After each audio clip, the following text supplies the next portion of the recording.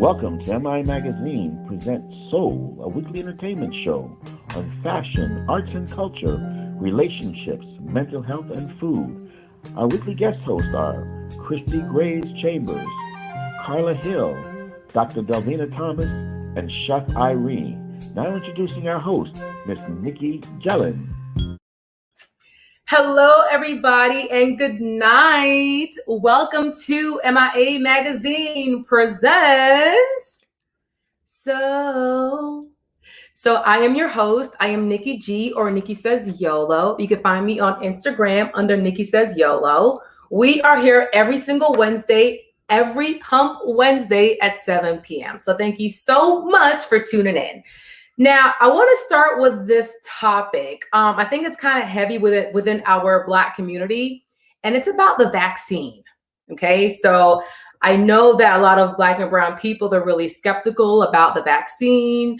I am skeptical, and I can definitely say that this is attributed to the history of the Tuskegee studies of Black men with being experimented with syphilis and drug trials and the government and so forth. So I can definitely say that that left a stigma within our community with being apprehensive to doing these kind of things.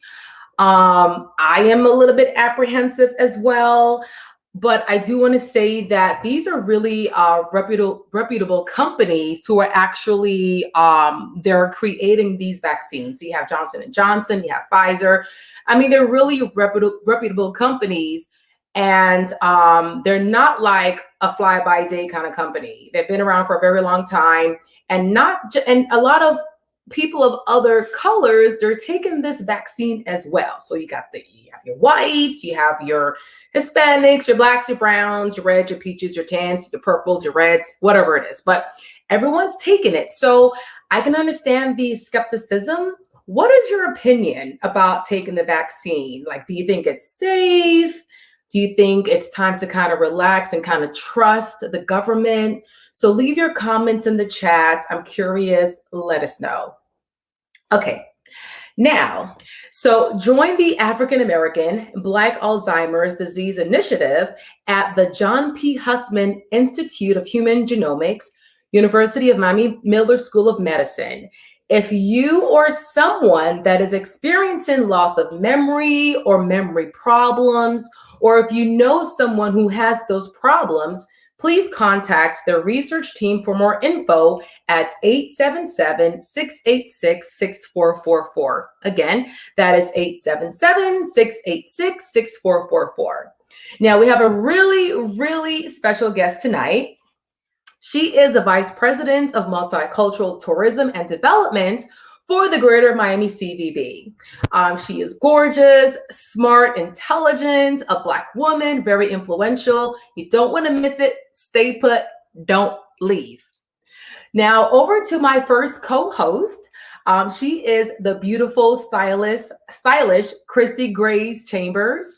You can catch her on NBC 6's Six in the Mix. So, Christy, what's going on tonight? Hey, Nikki G. Hey. So tonight, okay, everyone, I'm a huge fan of all these award shows. So Sunday night was the Golden Globes. So we are going to do a fashion recap on the Golden Globes. And that's why I'm in my sequins and my rhinestones. So we're starting off with my favorite look of the night, worn by Susan Wilson or Watson from This Is Us. Loved it. If you want to see how the fringe move, I recommend you going to her Instagram. But it was absolutely amazing, done by this Lebanese designer, Georges Habeka. Then let's look at Jason Bolden. I want to highlight some of the Black stylists and what they put their people in. So Jason Bolden has a whole Netflix series about his styling and who he styles. But he styled Cynthia Erivo in this Valentino dress. Love the color. Green was a hot color for the night. And you can't really see her platform shoe, but she has a high platform. So that was the theme for the night too. So the second Black stylist for the night Law Roach. He styles for Zendaya. If you saw Zendaya's latest movie, like he styled her in that, all of her covers. But this woman he styled, her name is Anya, and she is in Dior. And obviously she's wearing green as well. And the next Black stylist, actually a group, Wayman and Micah, they style for Regina King. Regina King is wearing Louis Vuitton, and this was hand embroidered. Apparently, it took 350 hours of embroiders to, put all the crystals on this beautiful dress. The silver and gold crystals. Love the shape of this. This was actually one of my favorites also. And next we have Rory Weiss, who styled Andra Day in this gray dress. And he also styled her, the singer, who I think was nominated for something. And I don't think you can see her shoes either, but she has a platform. And I failed to mention that Regina King had on platforms. So what I'm noticing, everybody, check the platforms. That seemed to be a theme for the night also.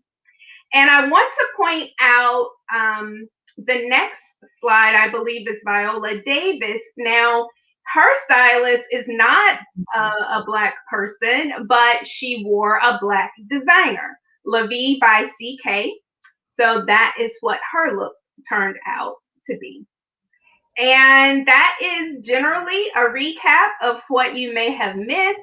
Obviously, since a lot of the people were at home, you saw a lot of, from here up, like you see us tonight. But a lot of big fashion houses, the Valentino, the Dior's, the Christian, the Louis Vuitton. Awesome. Well, Crystal, thank you. But, yeah, so Viola's dress was like everything for me that night, like the Ankara, the Afro influences. Okay. Well, thank you so much. We'll see you next week. All right. And now to my next co-host. She is our mental health and wellness advocate and the host of the Brain Love podcast. So Dr. Delvina, happy Hump Wednesday. Happy Hump Wednesday and happy American Women's History Month, the month of March. Shout out to you, girl. Thank you. And to you as well. Yes. So, I'm in a different location. You may notice my background is different. I'm away in the Carolinas right now. I'm military. And so don't think much about this because although, what do you think this means? No stems, no seeds. I think we're in the right place. Oh, yeah. Okay. So no stems, no seeds. I'm thinking it has to maybe do with cannabis. Yes. How'd you know that? And so first, a disclaimer. I don't puff. I don't smoke because I'm in the Carolinas. I'm military. So I'm still in the Army Reserve. But I'm sorry, you were going to say something, Nikki. What was your comment? Oh, yeah, because I was trying to put two and two together with the no stems, no seeds, and the whole cannabis market kind of, it's been blowing up and it's making like its name in the market. So that's why I said that. Yes. And it is. And actually, let me back up a second. You were talking about the coronavirus 19 vaccination. I'm so glad that you began the show with that. I've had both doses and I am a supporter of us getting vaccinated. So I'd like to just back up and say that first. It's a safe vaccination. People get vaccinated. Encourage your family members to get vaccinated. Let's do this so we can be better protected. So thank you so much for discussing that. Now to the blow, to the medicinal cannabis. So everyone knows in Florida, medicinal cannabis is legal. However, cannabis is not legal in any state federally. So federally, it is not legal. Cannabis has been legalized for medicinal purposes in a lot of states, and it has also been legalized for recreational usages. Tonight, I'm only talking about the medicinal use. So in the state of Florida, you guys know, some of you may know, I'm a psychiatrist. I'm a mental health professional. For mental health reasons, cannabis is only legal for one psychiatric condition, one mental health condition only, and that is PTSD, post-traumatic stress disorder. That is it. It is not legal for depression or anxiety or primary insomnia or people who cannot sleep. And so oftentimes I get patients who call the office and they want a cannabis card for depression or anxiety. Unless you have a very specific diagnosis of PTSD, post-traumatic stress disorder, it is not available to you. So be careful who you go to, because I've spoken to some patients who said that they've done telephonic assessments, which the cannabis assessment is supposed to be done in person. And last I checked, even during COVID-19, it's required to be an in-person assessment. So let's talk about the benefits, though, of medicinal cannabis. The benefits are four major things. It's beneficial to help control certain types of pain, for certain types of sadness or depression, for anxiety or nervousness, and as well as insomnia, sleeping problems.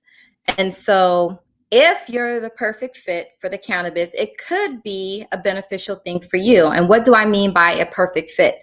There are some people who should not try medicinal cannabis. And those are people, including folks with a history of psychosis, losing touch with reality, hallucinating, hearing voices, that sort of thing. So guys, before you try medicinal, just be sure that you see a healthcare provider.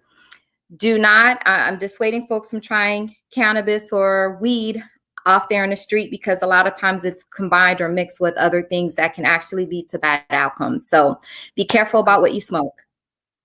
Awesome. Well, okay. Well, Dr. Delvina, thank you so much for that insight. You're welcome. And, So bring love. Bring love. And now to my next co-host. She is a host on PBS and also our arts and culture connoisseur. So Miss Carla Hill, happy Hump Wednesday. Oh, you're on mute. You're on mute. Did you see that cuss word come out? I hope Boss Dexter didn't hear that. Thank you so much. Happy Hump Wednesday. I also want to advocate for our people to get the vaccine. I got my first shot, and I'm looking forward to getting the second one and helping us all come back together, because I want to hug my mom, you know? I want to do that. So I want to follow on what Dr. Delvina was talking about. Black History Month is not over. We're not, the work isn't done in 1 month, as one of my favorite artists, Bill T. Jones, said this month. We need to keep on. And I know that we have people that have families that are watching. We even have some teachers. So I want to show everyone this cool calendar that has been done by Because of Them. And it is 31 days of trailblazing Black women. This is Women's History Month, but you can continue to celebrate our Black girl magic. Remember, I said that through the month of March. I picked some significant dates. I want to do a little quiz with you, Nikki. So who do you think was the first Black woman to win a Grammy? The Grammys are going to be on in a week and a half or so. Who do you think the first Black woman was to win the Grammy? Okay, so I'm gonna say it was Whitney Houston. Oh no, child, you got to go back further than that. It was Ella Fitzgerald. Ella Fitzgerald began recording for the newly created Verve Records in 1956, and that's where she was able to put one of her most popular albums together. Ella Fitzgerald sings the Cole Porter Songbook. Anyone who is anyone that says they love music, I hope that you have listened to this. The very first Grammy Awards was in 1958, and Ella Fitzgerald earned 2 Grammys, making her the first Black woman to win the award. She won for Best Individual Jazz Performance and Best Female Vocal Performance. Again, if you're anyone that says you love music, make sure you get that album. Ella Fitzgerald sings Cole Porter. All right, I have another one for you. Remember, we talked about Black girl magic, right? Who do you know who coined that phrase? Oh, you put me on the spot. Okay, well, are they a part of the ones who created Black Lives Matter, the 3 founders? No. As a matter of fact, The person that coined the phrase, the mother of Black girl magic, is Kashawn Thompson. She's also a Black cultural pioneer, creating the concept of Black girls are magic, which sprung from her life as a little girl growing up with her mother, grandmother, and aunts. And Black girls are magic became wildly popular in 2013 after Kashawn began using the phrase online, which was shortened later to the hashtag Black Girl Magic. So you can see there's the official Black Girl Magic website. Go and get official merchandise from Miss Thompson's website. And this information can be found at becauseofthemwecan.com. It's one of my favorite websites. It was started by Onique Jones Gibson in February 2013 as a 28-day photo campaign where children appeared as iconic Black history figures of the past and present. And so, inspired by her sons Chase and Amari, it was a way to teach and refresh Black history while connecting the dots between the past, present, and future. A great website for families, for individuals like us, for teachers especially, particularly now when people are wondering how we can keep talking about Black history throughout the year. And the funny thing is, I use hashtag Black Girl Magic all the time. So thank you for that, gem. Okay. Absolutely. Have a good one. All right, you too. We'll see you next week. And now to my next co-host. You can catch him on American Public Television on Tasty Islands. And he's also a private and personal chef. So Chef Irie, wagwan! Happy Hump Wednesday. Happy Hump Wednesday to you too, my dear. How are you? I'm good. I'm breathing. I'm happy. Hey, we're talking. What's up? And we drinking libations too, darling. Libations, libations. Yes, I like your gold cup. Look like you're ready to have a good mule. Yes, whether rum mule, vodka mule, I'm just saying. Right. Mm-hmm. So today we're having, what are we having? We're having rum, Grand Marnier, and ginger beer. Yes. So interesting. These concoctions are. I tell you what, they're dynamite. Anyway, so what are we talking about today? So it's March and it's Women's Month. So yeah. I felt like I didn't represent last month. Black History Month.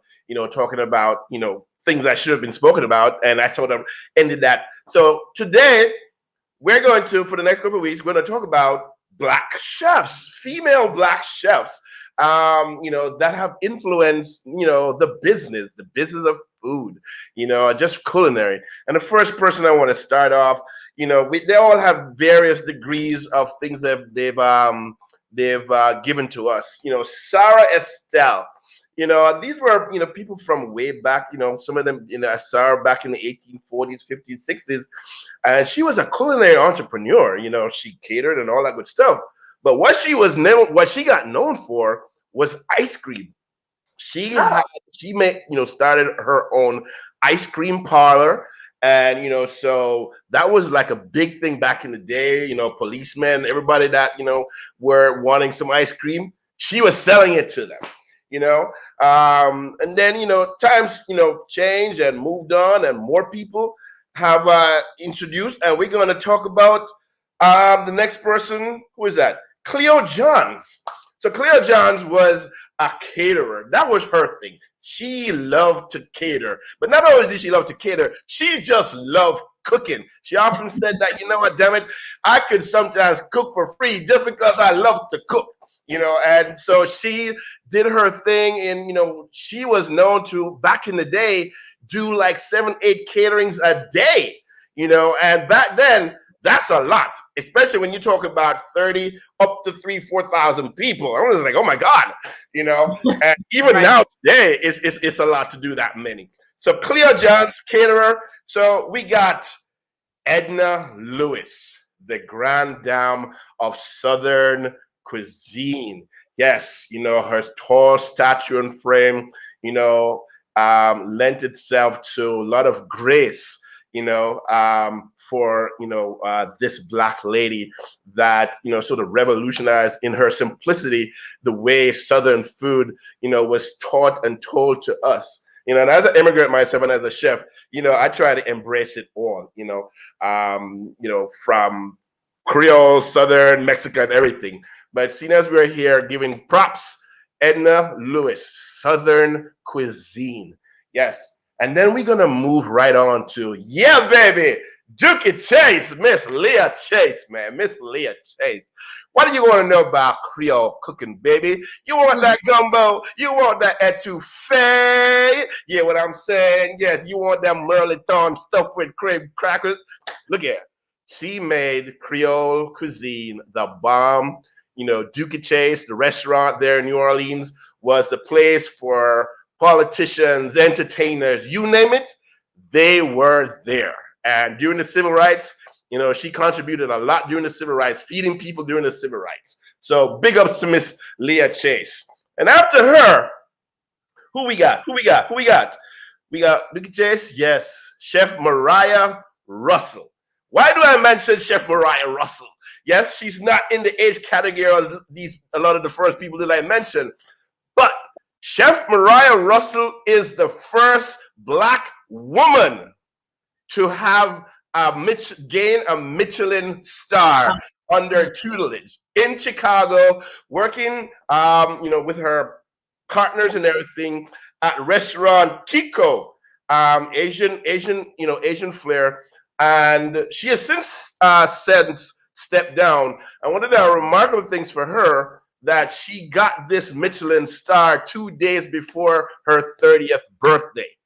Yes. So she was a young entrepreneur, you know, setting the things on fire. So women have contributed a huge amount of stuff to culinary, and we're going to be able to talk about them, but not just women, but Black women, you know, Black chefs, you know, and a lot of these women have been doing things in, you know, really crazy environments, misogynistic environments, and all that good stuff. And of course, you know, the whole racism business. So stay tuned, people. And remember, catch me on Ricky Smiley Morning on Monday mornings, 9:30. Yes! All right, Ari, thank you so much. And we'll see you next week. Salute, people! Salute. And now on to our featured and special guest. She is the Vice President of Multicultural Tourism and Development for the Greater Miami CVB. So Miss Connie Kinnard, thank you so much for being our guest tonight. How's your Wednesday going? Hello, it's wonderful. I mean, Chef Ari, I'm up on 10 just from him. I'm like, oh, he's like amplified. No, that's awesome. He has really good energy. I love it. So let's get right into it. So, okay. So travel, tourism, and culture, it's like near and dear to your heart based on what I read about you and just kind of researching you. So did this start like during your childhood, or did it like evolve as you got older? What triggered this interest in your life? Well, you know, our mothers, this is Women's History Month. We celebrate women. So I'm going to celebrate my mother, who in my life, she was the person that traveled. You know, she was a school teacher. So she was that teacher that went on field trips. And when you went on those field trips or traveled, she wanted you to see historical sites. Like, you know, you go to DC and you're not paying attention to the things there, you know, there are issues. So I would say my mother, she's traveled London and England, Spain, and just various parts. Wow. So I would say she would be my inspiration for the travel side in me. Got it. So she influenced your interest. She exposed you, basically. She was your exposure to the world. Absolutely. And you know, that's so important for women, for children, for Black people, that we expose our kids and our tribes to travel. Definitely. So is it safe to say that you're like an avid traveler? Are you like before the pandemic? I understand, but are you like an avid traveler? I like to travel. I don't know if I'm avid there. I mean, I haven't gone through like 5 passports or anything, but I've done a few places, you know, Africa. I've been to London and Paris, and was fortunate when I actually moved here to get to travel to Haiti. Got to Cuba before we stopped the traveling, got to Guyana and you know, some other Caribbean. So, you know, I like to get out. I like to get out and look forward to that. Which is more memorable? Like, what is your most like memorable like trip? Africa. I mean, my trips to Africa, I've been there 3 times to the Nigeria area, and it's nothing like going back to Africa. I mean, it's just something with the connection there for me. So it's definitely the most memorable. Okay. Yeah. So you moved from Nashville to Miami about 5 years ago, 5+ years ago. Yes, going into the 6th year. Yes. Oh, going to 6 years. Okay. So how did you know the 305 and the 786 was and is where you wanted to continue your love of promoting culture and diversity within the multicultural tourism? Well, you know what? I'll be honest. You know, when you make a move like that, you don't exactly know. You think you feel really good about it. You know, it works on your progression timeline and your career path. But I will say, I think it's one of the best moves that I made, that God allowed me to make. Because, you know, just number one, the great people here. So you included, my first year here, people were reaching out. They made me feel welcome. And so that's part of the battle. The job is one thing. You know, you get into your job, you have to learn the lay of the land. But if your environment is not right and the energy and the community is not right, then it just doesn't work. And it's been good. It's been good. So, yeah, it didn't take time to know that I made the right move. No, yes, yeah. Well, we're, you got the palm trees, you got, the beautiful sun and everything. No, but we're so happy to have you. Thank you. Thank you. And that brings me into my next question. So your team spearheaded and coined the program Art of Black Miami. So how did this come about and what's the concept behind it? Yeah. So let me go back, because I can't really take credit totally for that name, but the concept was before me. Art of Black Miami will be going into the 8th year. And so Art of Black, the platform and the program, really started before I came. And the update that I had was actually Baron Channer had a lot to do with the name and the concept and the idea. Graylin Swilly Woods, who worked at the Bureau at that time as far as Art of Black Miami. And, the program really is about celebrating arts, highlighting the arts in our communities, elevating those Black artists that touch the African diaspora. So that's what the concept is about. But that's how I guess the name came about, and then the concept has continued to grow. Is this like year round? Because I know I'm familiar with it because of Art Basel weekend and month. So right. Is it like a year round initiative, or is it seasonal based on what's happening around the art peak seasons? Right. It's year round. Art of Black 365, because as we can even tell from this last season with Art Basel not coming this past year, but it will be back, that the art continues still in Miami. So we still did promoting and highlighting as much as we could, even during the season. Now, of course, we go deeper and harder during the Basel season, because 70,000 plus people are in town, and we want to make sure that they know that there are things to do throughout the community. But definitely, if a visitor comes in March or April or July and they're interested in art and connecting with the Caribbean and the diaspora, they can do that at any time. Okay. So what are some programs, events, and spaces that we should be aware of? Oh, wow. There are a lot. So, we have a lot of great partners. I'll give a shout out to Muse in Little Haiti, Ashley Thomas and Bart Merville. They have a wonderful open air space and market there that really it speaks to visitors, if you will, and visitation, but because they have that consistently open a couple of times a month, it's something that a tourist can come and say, hey, where can I go? And they can go, and experience art and culture and a little bit of everything, honestly, in that package. We have a lot of artists. We have a lot of pop-up, of course, art activations throughout. And what we do is this: we love programming all the artists when they do that, because what we do then is incorporate into our calendar of events, so that when somebody's planning their trip, they can hit an art exhibit. They can hit Gordon Wallace's exhibit that's going on right now at the Moore Building. and she would kill me, but the name is escaping me. Carla, probably, Creole City, Right. But there's always something going on. So yeah. And then we could find more where? Like, where can we find like a listing of where to visit? artofblackmiami.com. artofblackmiami.com. So that page is part of Miami and Beaches, the Greater Miami Convention and Visitors Bureau website. But Art of Black Miami has a page dedicated to it. So you can go straight to it and learn more about the galleries, some of the artists, some of the activations and events happening. Awesome. Yeah. So March of 2020 last year just kind of threw everything into like a whole nother perspective for everybody. So how has the pandemic impacted efforts to promote continual or upcoming initiatives for your team and your department? Well, I would say what we all had to do is change our focus a little bit. And what I mean by that is,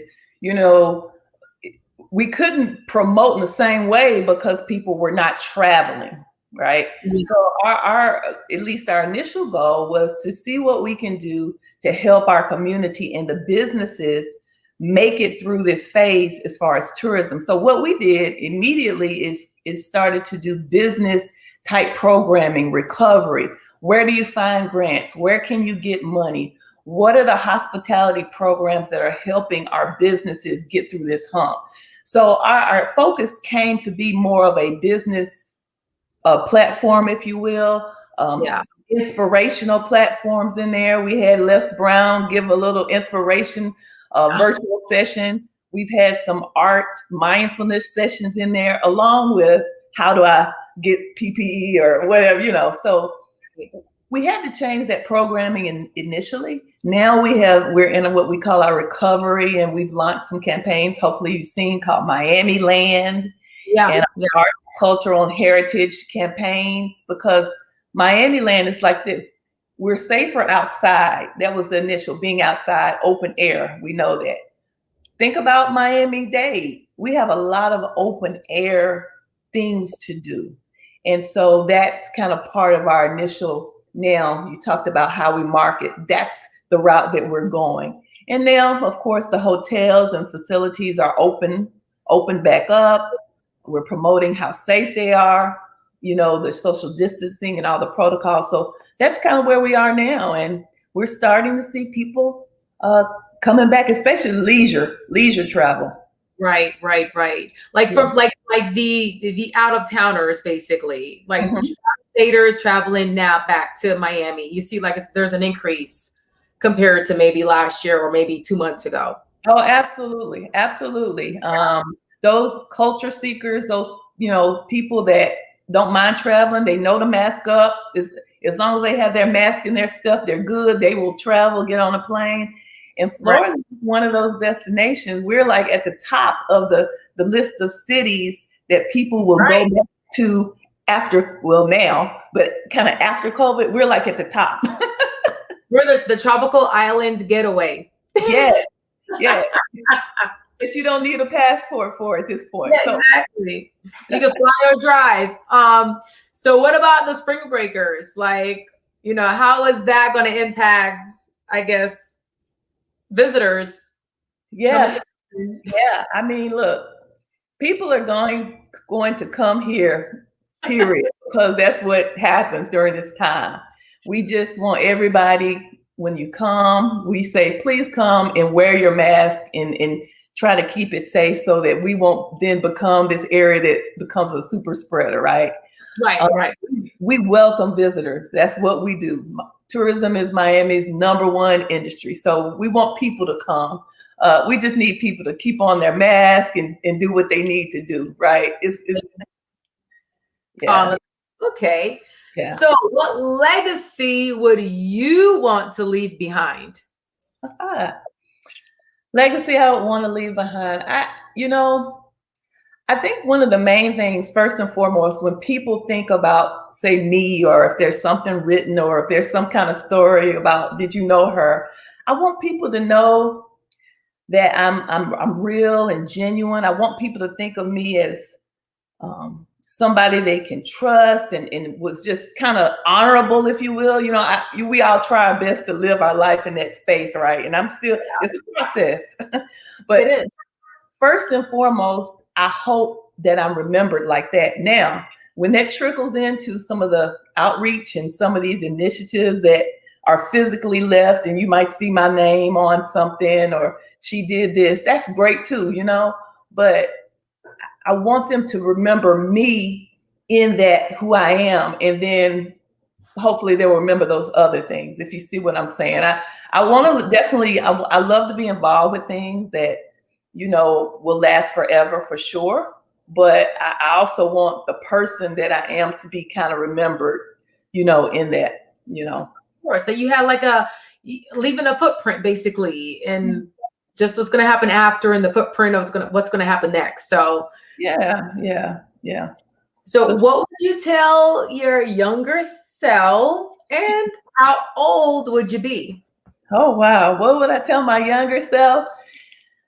At probably about 25, maybe I'll go to 20. Let me back it up to 20. At 20, I would tell myself, number one, to talk to all of our ancestors and older family members and have real conversations with them. Write down what they said, tape them, ask them questions, look up history books and ask them questions based upon those, because a lot of that is lost. My great grandmother, who I loved, was born in the late 1800s. I remember her very well, but I didn't ask those questions, and I don't know that was the thing then. I don't know, but I should have. So I would tell my 20-year-old self, or either my 15-year-old self, get with your great grandmother, sit down and talk to her, because there will be one day that you'll want to pull that information, right? So that would be one. The other thing would be, I did this later, but I would say earlier, invest. Let your money work for you early. There are a lot of things I could have done without at 20, 25, 15, that now I could have looked back and been at a different place, not in a bad place, but I could have been in a different place. And I know that. So I would tell myself that, and I tell other people in that group too. You talking about GameStop? Did you miss out on the whole GameStop when the stocks went up? And is that what you're talking about? Okay. Missed that. If I knew how to get in there and call my people to get that, I would have been, I'm telling you. Plexiglass, if I had known, I would have invested in plexiglass companies. Yes. All of that. Google, Amazon, all of that. But anyways. You know, it's all good. It's all good. Now. All right, well, Connie, thank you. And what about your earrings? So you want to give a shout out to your fabulous earrings tonight? Well, thank you. I was asked where I got these, but I don't remember. But I do know that it was a vendor of color, because it was probably at an African street festival or something. Okay. I'm kind of drawn to those things, and so anytime I see different earrings, I will get them. So thank you. Well, it is gorgeous. It's Women's History Month, and we celebrate the women.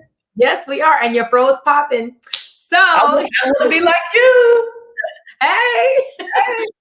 So Connie, thank you so much for being our guest tonight. And so we'll be seeing you soon. And I want to check out like more places to visit, outdoor places within Miami. I want to get the whole culture in. So thanks again, and we'll see you again soon. Thanks for having me. Thanks, Dexter. Thanks. Okay, good night. So now, please remember, everyone, to tune in to our show, Lunch with Legacy Leaders, hosted by Anne-Marie Sorrell. It is every Thursday at 12 noon. We interview thought leaders on issues impacting the Black community within South Florida. Visit facebook.com/MIA Media GRP. Again, visit facebook.com/MIA Media GRP. And this show is brought to you by the Florida Lottery and the AARP. So stay tuned for next week's guest. Thank you so much and have a wonderful night.